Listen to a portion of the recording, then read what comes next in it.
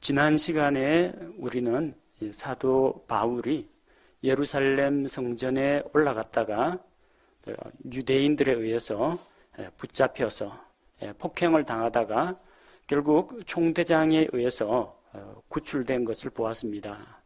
그리고 그가 총대장에게 양해를 얻어서 이 회중들 가운데에서 자기가 자기를 변론하는 말을 할 수 있도록 허락을 구했습니다. 그래서 히브리 말로 자기 동족들에게 자기가 왜 이 자리에 서게 되었는지, 자기의 지나온 날에 대해서 간증을 하면서 예수 그리스도를 그 앞에서 선포했습니다. 오늘은 그 뒤에 이어지는 이야기입니다. 자기가 다마스쿠스로 가는 길에 예수님을 만나고 그리고 변화되어 가지고 이제 주의 이름을 부르고 침례를 받았습니다. 변하여 새 사람이 되었습니다. 17절에 보면은 그 뒤에란 말이 나오죠. 그 뒤에 내가 다시 예루살렘으로 와서, 원래 예루살렘에 있다가 다마스쿠스로 갔었습니다. 어떻게 다시 예루살렘으로 돌아오게 되었느냐면, 다마스쿠스에서 거기 있는 믿는 자들을 결박해서 예루살렘으로 끌어오려고 하다가 주님을 만나서 그가 변화를 받았습니다. 그리고 그 즉시 다마스쿠스에서 복음을 전하다가 아라비아 광야로 갑니다. 아라비아 광야로 갔다가 다시 다마스쿠스로 돌아오고 그리고 거기에서 다시 예루살렘에 돌아오게 됩니다. 자, 돌아오게 되니까 사람들이 다 자기를 두려워하고 만나기를 꺼려합니다. 옛날에 믿는 자들을 핍박하던 사람이 이제 와서 자기가 핍박하던 그 도를 가르치고 있다. 사람들이 신기하게 여기는 한편 혹시 이게 무슨 흉계가 감추어져 있지 않을까 생각해서 상대를 안 해줍니다. 그때 누가 그 문제를 중재했느냐면 위로자, 권면자 바나바죠. 바나바가 사울을 데리고 와서 사도들에게 소개시켜 주었습니다. 자, 그런 사건들이 일어난 이후에 바울이 예루살렘으로 와서 성전에서 기도하던 중에 하나님께서 주시는 환상 계시를 보게 됩니다. 거의 무의식 상태에서 주님께서 그에게 말씀하셨습니다. 서둘러 예루살렘을 속히 떠나라. 나에 대하여 내가 증언하는 것을 그들이 받지 아니하리라. 유대인들이 바울의 증언을 받아들이지 않고 그를 대적해서 핍박할 것을 주님께서 알려주셨습니다. 만약 그 상태 그대로 있었다면요, 어떻게 됐을까요? 아마도 유대인들에 붙잡혀서 모진 고난을 당하고 아까운 일꾼 하나를 잃었을 수도 있습니다. 그래서 그는 예루살렘에서 결국 나중에 떠나게 되죠. 고향인 다소로 가는데 나중에 안디옥에 교회가 세워지면서 바나바가 사울을 데리고 와서 안디옥 교회에서 같이 일하게 됩니다. 근데 바울은 자기는 괜찮을 거라고 생각합니다. 왜냐? 19절에 주여 내가 모든 회당에서 주를 믿는 사람들을 감옥에 가두고 또 때리며, 그는 교회를 핍박했던 사람입니다. 그래서 성도들을 옥에 가두고 또 매를 때렸습니다. 20절에 보니까 스데반의 순교도 누구로 말미암아 일어났느냐. 우리가 지난번에 사도행전 7장에서 살펴본 바에 의하면 스데반을 돌로 치는 사람들이 자기 옷을 사울이라고 하는 청년의 발 앞에 두었다고 했습니다. 그럼 무슨 이야기냐면은 이 스데반을 죽이기로 결정하고 또 이 무리들을 이끌고 온 사람이 사울이란 이야기입니다.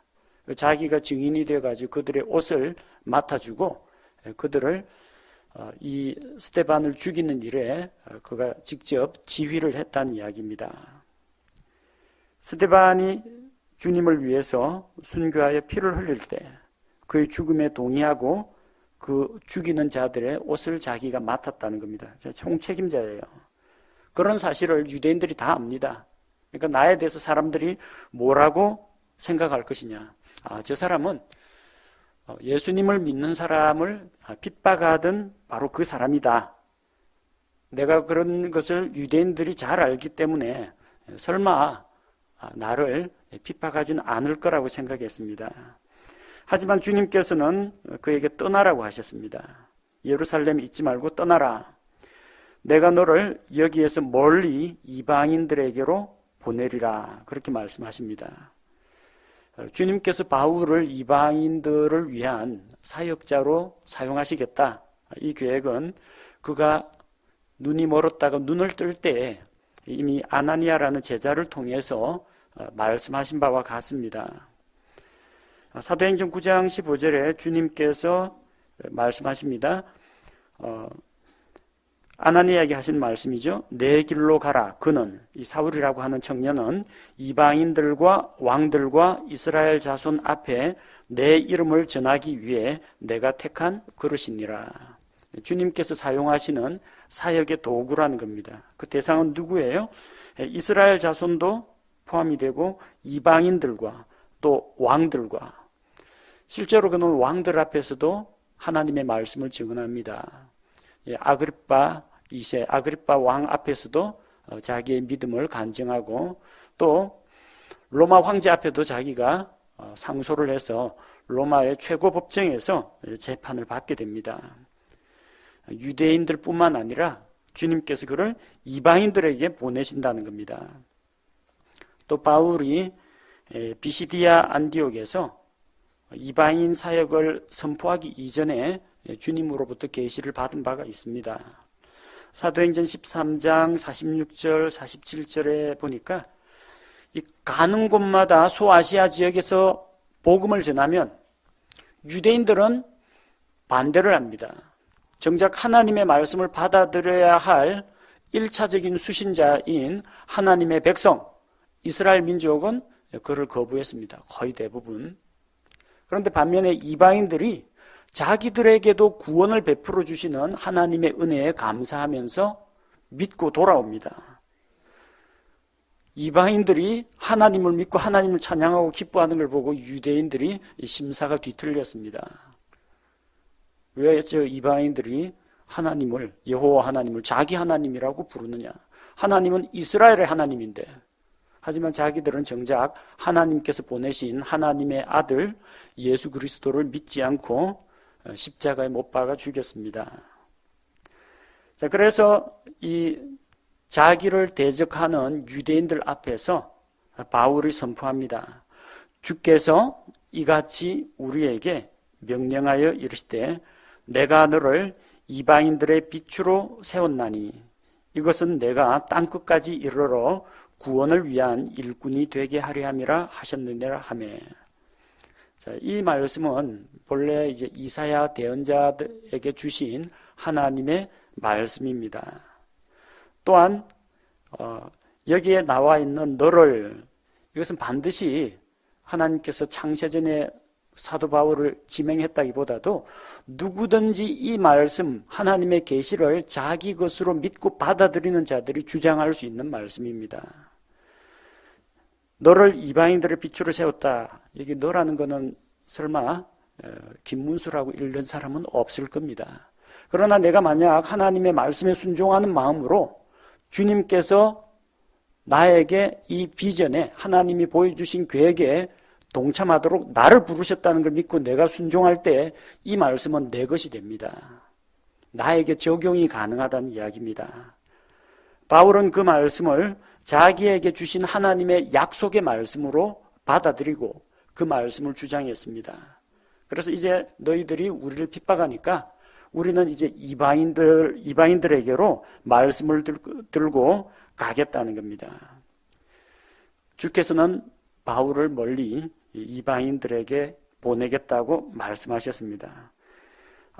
여기까지 듣고 나서 22절에 그가 이 말한 것까지 그들이 듣다가 더 이상 들을 수가 없었습니다. 유대인들이 도저히 참을 수가 없었던 겁니다. 도저히 이놈은 이 땅에서 없애버려야 한다. 살려둬서는 안 될 자라고 이야기한 겁니다. 왜 유대인들이 바울을 살려둬서는 안 된다고 하느냐?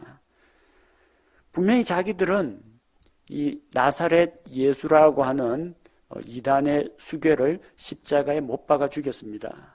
근데 바울이 전하는 바는 무엇입니까? 그 예수님께서 하늘에 하나님의 왕좌 오른편에서 자기를 부르셨다는 겁니다. 유대인이 누구 죽였어요? 목수 아들 죽인 게 아니라 하나님의 아들 메시아를 죽였다는 겁니다.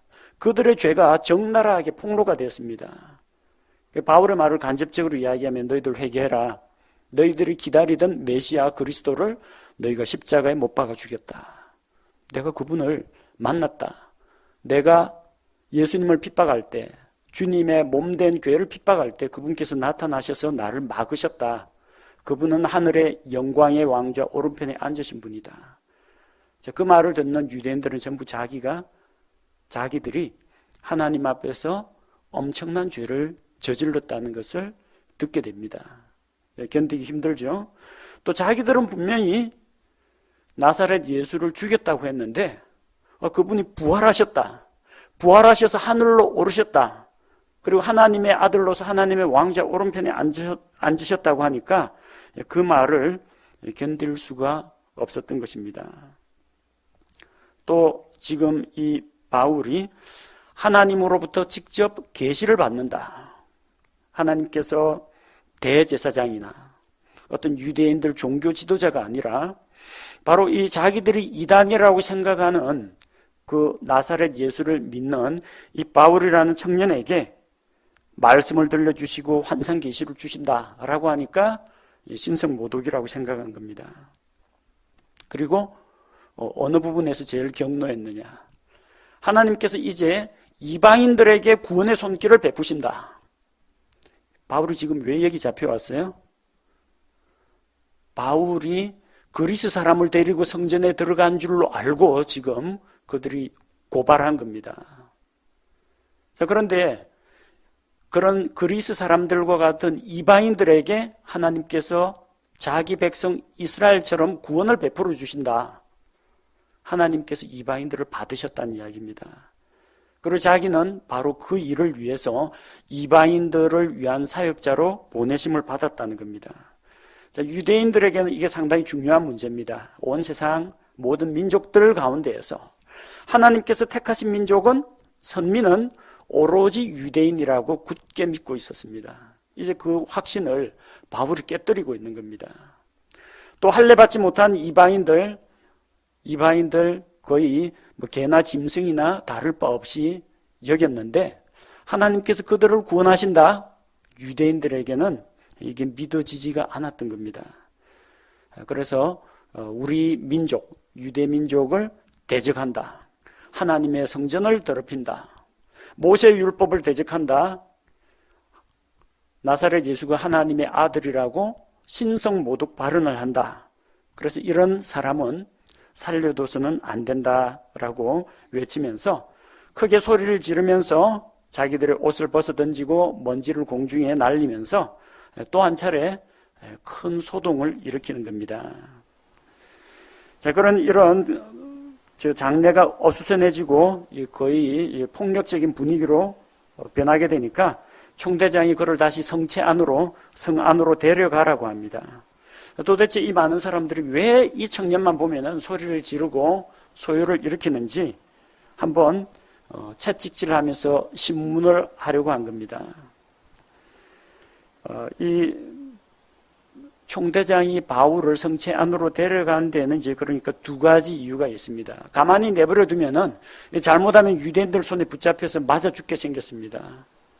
자기가 지금 치안 담당자인데 자기 눈앞에서 폭행이나 살해 사건이 일어난다는 것은 도저히 행정관리로서 용납할 수 없는 겁니다. 그러니까 일단 안전하게 성체 안으로 데리고 오라는 겁니다.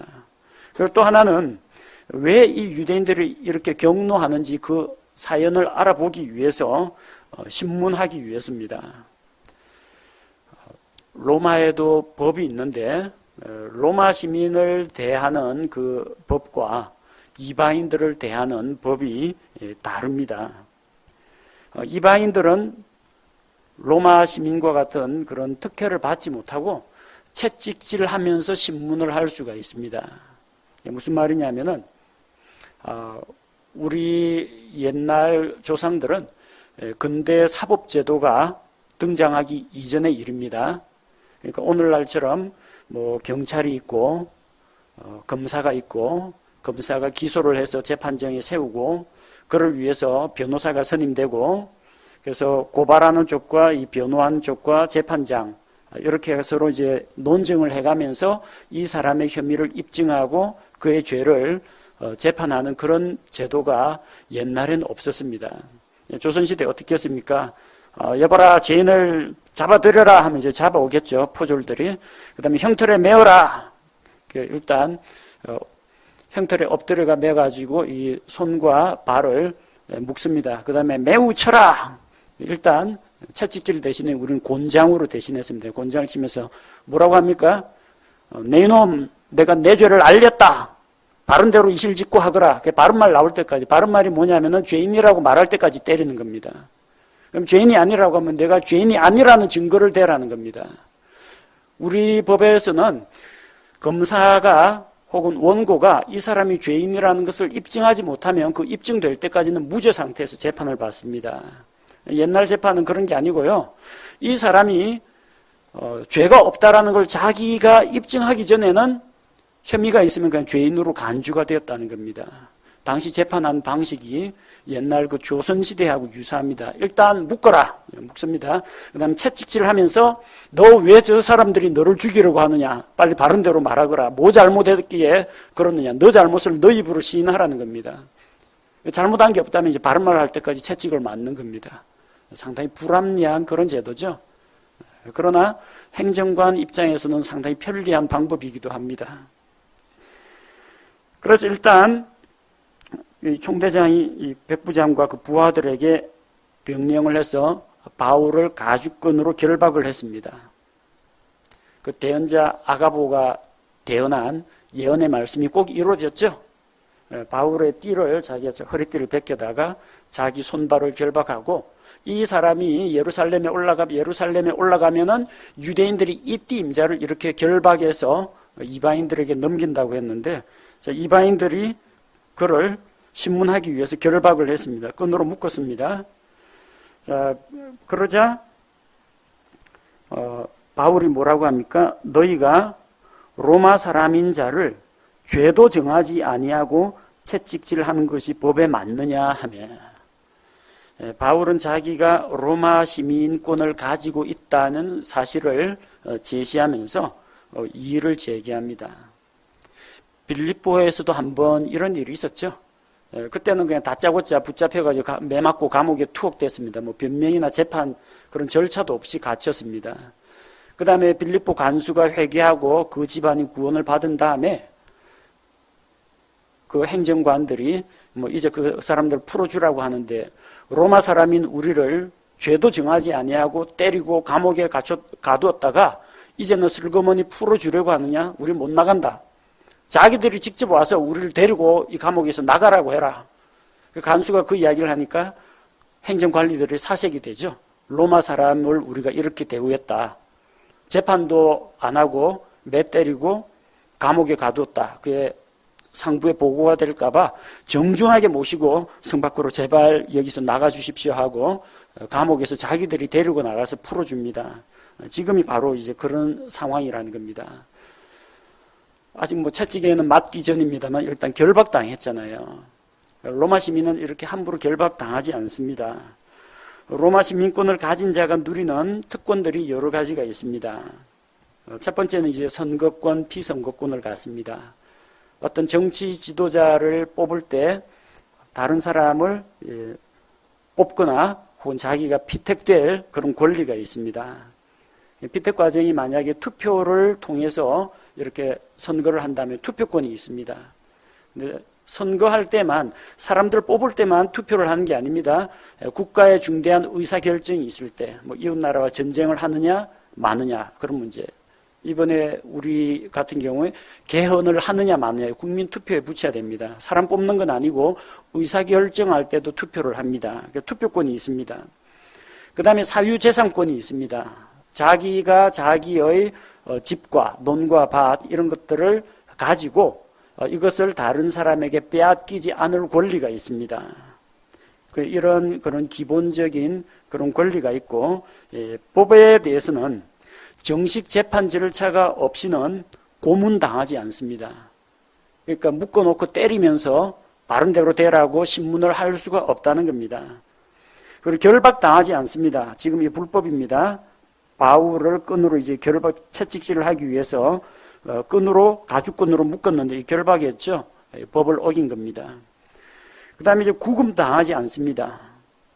재판에서 어떤 형벌로 감옥에 구류 며칠간 살아야 된다, 뭐 징역 몇 년에 처한다, 그런 결정이 나기 전에는 감금당하지 않습니다.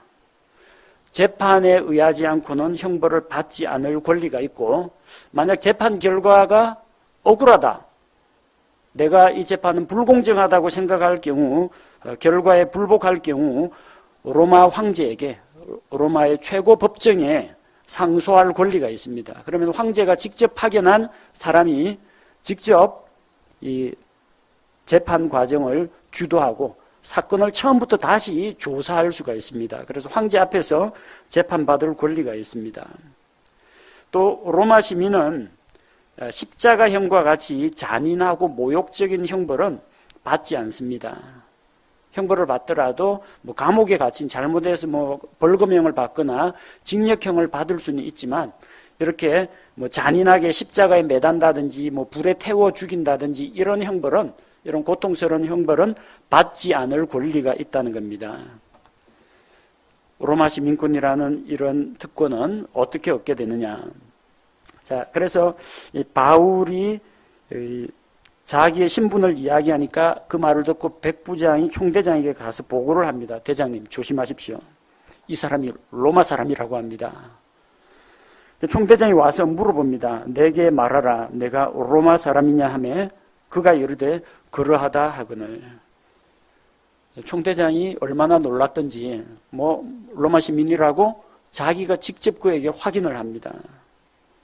총대장은 이야기를 합니다. 총대장 자기 자신도 로마 시민입니다. 그러니까 여기 로마 부대의 고급 장교가 될 수가 있었죠. 나는 많은 돈을 들여 이 자유를 얻었노라. 이 자유를 얻었다는 것은 노예가 아니다, 평민이다, 그런 이야기가 아니라 로마 시민들을 가리켜서 자유인이라고 부릅니다. 그래서 바꾸어 말하자면 나도 로마 시민이다, 로마 시민권을 가졌다는 이야기입니다. 어떻게 얻었다고요? 많은 돈을 들여서. 로마 시민권을 얻는 기본적인 방법이 두 가지가 있습니다. 하나는 시민권자에게서 태어나면 시민권을 얻습니다. 로마 시민이 낳은 자식들은 로마 시민권을 물려받습니다. 또 다른 방법은 시민권은 돈으로 살 수가 있습니다. 로마 정부에 그 돈을 많이 내면 신분을 올려줍니다. 옛날에도 우리 뭐 조선시대의 납속, 공명첩 이런 것처럼 신분을 돈으로 사서 평민 신분으로 뭐 올라갈 수가 있었고, 어떤 경우에는 돈 주고 호적을 사거나 벼슬을 사가지고 양반 신분으로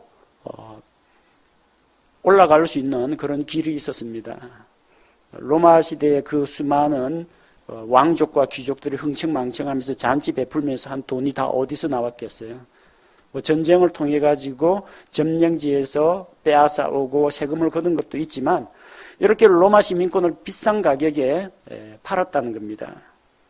이 총대장은 돈 주고 산 시민권입니다. 바울은 태어나면서부터 시민권을 가진 사람입니다. 바울이 이르되 나는 태어나면서부터 자유로운 자니라. 뭐 똑같은 로마 시민권이긴 하지만 누가 더 정통이냐? 아버지부터 시민권을 가지고 있던 바울이 정식 로마 시민이라는 겁니다.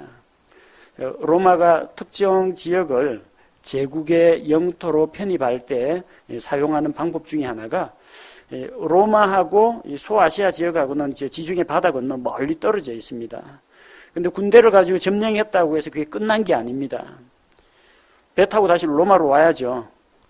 로마 인구가 얼마 안 되는데 소아시아에 퍼뜨려 놓고 유럽에 퍼뜨려 놓고 아프리카에 퍼뜨려 놓고 그러면은 치안이라든지 국방이라든지 아무것도 안 됩니다. 그렇다고 해서 많은 군대를 거기에 주둔시킬 수도 없어요. 어떤 방법을 쓰느냐. 그쪽에 있는 지역 유지들을 로마 편으로 이끌어들이면 됩니다. 그래서 길리기아 지방을 로마가 흡수하면서 그 지역에 있던 지역 유지, 잘 사는 사람들과 마을 지도자나 이런 사람들한테 다 시민권을 주었습니다. 대단한 특혜죠. 너희는 로마 시민권이다. 시민권을 가지고 있다. 긍지와 자부심을 가져라. 그리고 로마 시민권 가지면 어떻게 해야 돼요? 로마의 충성을 맹세해야 됩니다. 마치 미국 시민권 취득한 한국 사람이 선서를 하면서 뭔 선서를 해요? 미국을 위해서 헌신하고 충성을 바치고 한국하고 미국 전쟁이 일어나면 어디에 붙겠다? 미국 쪽 편을 들겠다. 이런 선서를 합니다. 그래서 이렇게 헌신된 사람들, 로마에 충성하고 헌신된 사람들을 거기에 세워놓고 자기들은 빠져도 돼요. 거기서 그들 중에서 일부를 관리로 임명해가지고 세금만 걷어들이면 됩니다. 뭐 지방자치는 알아서 하시고 그쪽에 민족의 종교나 풍습이 있거든 그거는 알아서들 하시고 로마는 간섭 안 합니다. 어쨌든 배반 안 하고 반역 안 하고 세금만 제때 바치면 됩니다. 그래서 로마가 다른 지역을 정복을 하더라도 별로 큰 마찰이 없었던 겁니다. 눈에 보이는 압제나 수탈은 없고 세금 꼬박꼬박 내고 반란만 안 일으키면 그냥 괜찮은 겁니다. 바울의 고향이 길리기아 다소 지방입니다. BC 171년경 길리기아 다소가 로마의 영지로 편입되면서 바울이 집이 좀 잘 사는 집이고 또 학식이 있는 그런 집안입니다. 바울 가문도 시민권을 얻었기 때문에 자기 할아버지, 아버지 때로부터 내려오는 시민권입니다. 당연히 자기도 시민권자입니다. 또 다른 사람들도 시민권을 취득할 수 있는 방법이 있습니다. 로마 제국을 위해서 큰 공을 세운 사람, 공이란 건 어떤 걸 이야기하느냐면요, 나라를 위기에서 구했다라든지 전 세계에 영향을 미칠 만한 대단한 어떤 문학, 예술, 철학 이런 분야에 유명한 사람이 있으면 로마 시민권을 줍니다. 그리고 군인의 경우 전쟁에 참전해서 공적을 세우면은 로마 시민권을 줍니다. 군대를 모집을 하는데 대부분 이방인들, 노예들, 이런 사람들 다 끌어들이는데 전쟁에 나가면 오늘날과 달리 한 번 나갈 때마다 많은 사람이 죽습니다. 살아남은 사람은 어떤 사람이에요? 거의 용사급입니다. 그런 사람들 가운데 가는 전쟁마다 공로를 세우면은 계급을 높여주다가 나중에 그가 이끌고 있는 조그마한 소부대가 전투에서 승리했다. 그 지휘관에게 로마 시민권을 줍니다. 전쟁에 공로가 있어도 주게 되고 혹은 높은 지위에 있는 시민권자가 주인인데 이건 좀 높아야 됩니다. 총독이라든지 적어도 지방 관리 정도 되는 그런 신분이 있는 사람이 신임하는 종에게 자유를 주고 로마 시민으로 만들어 줄 수가 있습니다. 여러 가지 방법이 있습니다. 근데 가장 대표적인 거는 출생에 의한 시민권 취득. 또 하나는 돈 주고 사는 방법. 이게 대표적인 방법입니다. 바울의 이야기를 듣고 나는 태어나면서부터 로마 시민이다.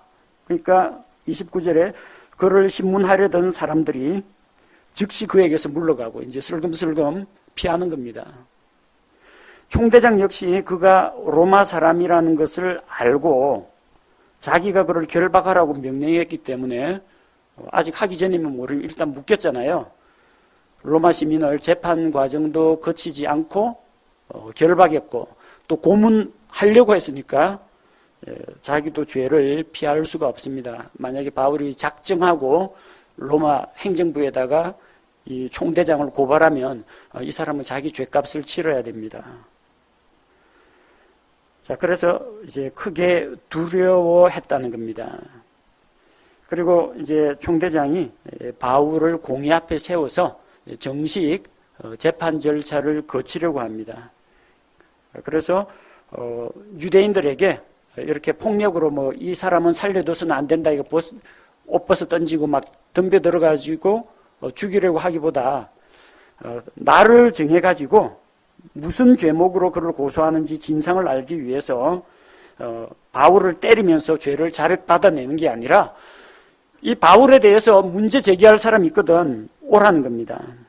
수제사장들과 그들의 온 공회, 산헤드린 공회에게 재판석에 출두해서 바울을 데리고 내려가서 그들 앞에 세우고 정식으로 한번 고발을 해보라는 겁니다. 그리고 바울은 거기에 대해서 반박을 하라는 이야기입니다. 이렇게 해서 산헤드린 공회 앞에서 바울이 재판을 받게 됩니다. 바울의 생애를 보면 고생을 안 해도 되는데 고생을 한 경우가 종종 있습니다.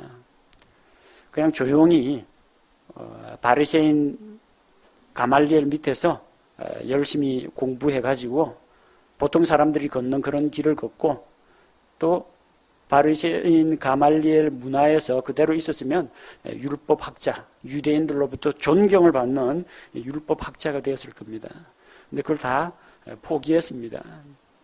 바울 집이 그렇게 못 사는 집안은 아닙니다. 어릴 때부터 그렇게 유명한 율법학자 밑에 넣어서 공부시킬 정도면은 조금 잘 사는 집안이고 또 깨어있는 그런 집안입니다. 자, 그런데 바울은 그런 모든 것들을 이제 다 버렸다는 겁니다. 생전에 해본 적이 없는 천막 만드는 그런 일을 하면서 선교사를 자청했다는 겁니다.